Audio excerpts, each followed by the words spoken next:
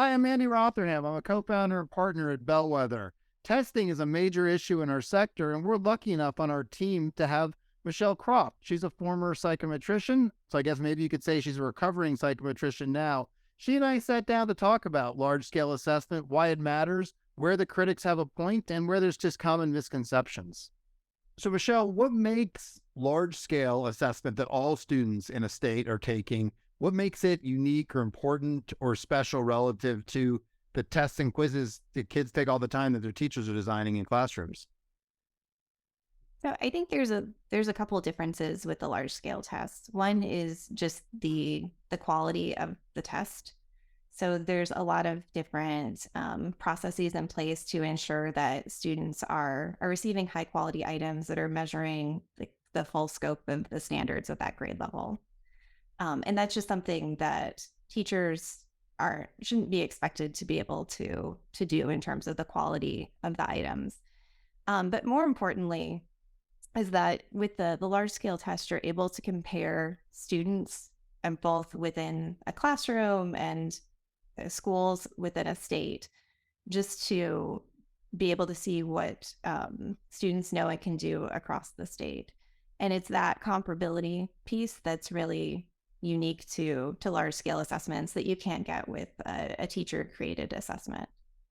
Michelle, post pandemic, we're hearing a lot about learning loss and the effect of COVID school policies on student learning and so forth. And then we're also hearing people say, oh, don't pay attention to these tests. They're not telling you anything useful. Kids are resilient. Like, if you're a parent, how should you, I mean, it's a loud debate. How should you make sense of it? So I think in the 21-22 school year, I think there were legitimate concerns that the test scores weren't necessarily going to show what students, at least at a state level, could do. And that's because there was a large number of students who just couldn't test. But now that we're back to at least 95% of students within a state testing, I think that is able to give us a good sense of where students are now. And I think it's particularly important because students did miss a lot of instructional time. And being able to know where they're at now is really important to be able to direct resources to the schools that need them the most, and for parents to have a good sense of where their kid is on track in terms of meeting kind of that college and career readiness expectations. So the state standards are designed so that way when a kid graduates from high school, they're ready for kind of the post high school life. And being able to know where your kid is and if they're on track to that, I think is really important. So if I'm a parent, why should I trust this? It sounds a little black box ish. So why should I trust what these tests are telling me about how my students performing or how the schools in my community or my state are performing? So the tests are built in collaboration with the State Department of Education, and it's all related to the state standards and trying to measure what students are supposed to be taught within the state. And there's a lot of different checks both within the test developers organization as well as externally to help make sure that the scores really do represent what a kid can do. So internally to the test organization, there's a lot of item review processes where they bring in external folks to look at those items. And then externally, all states have to submit the tests that they're using for accountability to the U.S. Department of Education for a peer review, where peers look through technical documentation about the tests and ensure that they're of a certain quality and provide feedback for continual improvement.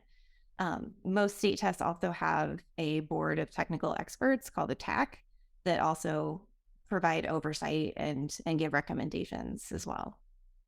And teachers, do they review the questions? Because a complaint you often hear is if teachers design these tests, they'd be different. What's the role of teachers in this process, either in the peer review or with, the various review boards? How does that play out?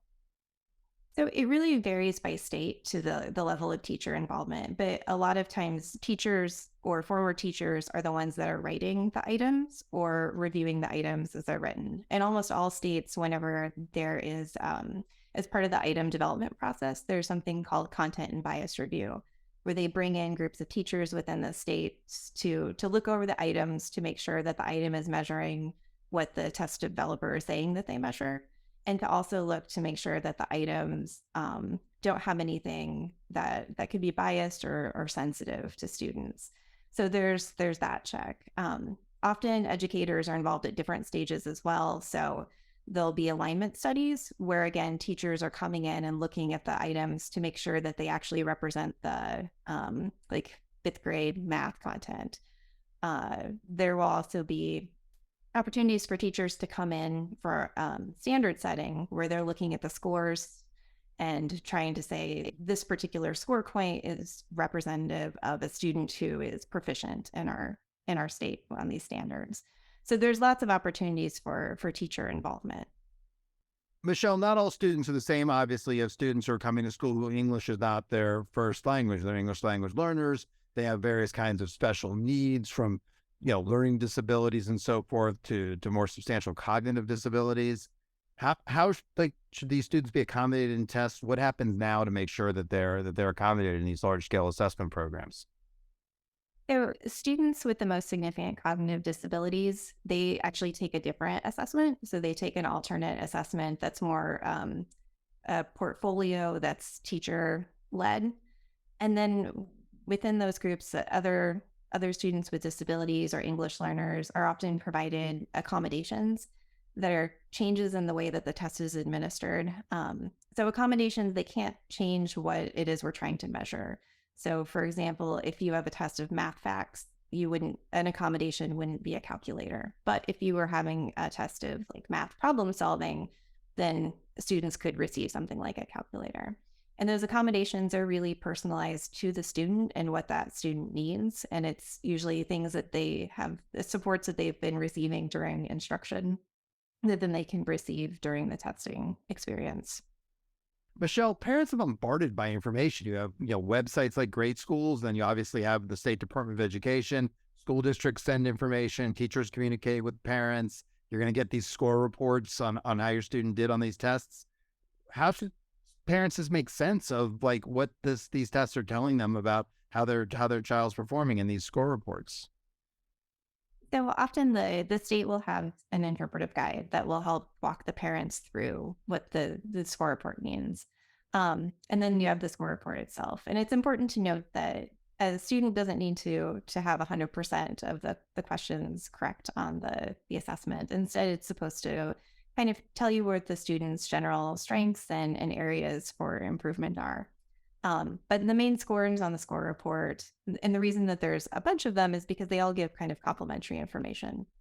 So we'll have a scale score, and that score helps kind of inform some of those other scores. The scale score is on the range of possible scores a student can receive on that test.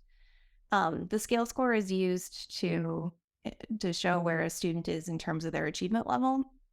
And that is often what we hear about whenever we're saying like X percentage of students are proficient or are not proficient. So you can have a general sense of where your student is relative to the state standards by their proficiency level. There's also often the percentile rank, and that gives you an idea of how your student ranks compared to other students within the state. The testing debate sure is loud. It plays out in the media and on social media. What's one myth that you hear a lot? The biggest myth I hear is that test scores are just a proxy for income. And the tests are really designed to measure what a student should have been taught during that school year according to their state standards. And we also know that there's a lot of inequities in education. So lower income students are on average provided less effective teachers, or their schools use lower quality curricular materials, all of which would end up impacting their scores on the assessments and their educational experience. So that correlation between income and school performance and student performance, that's real.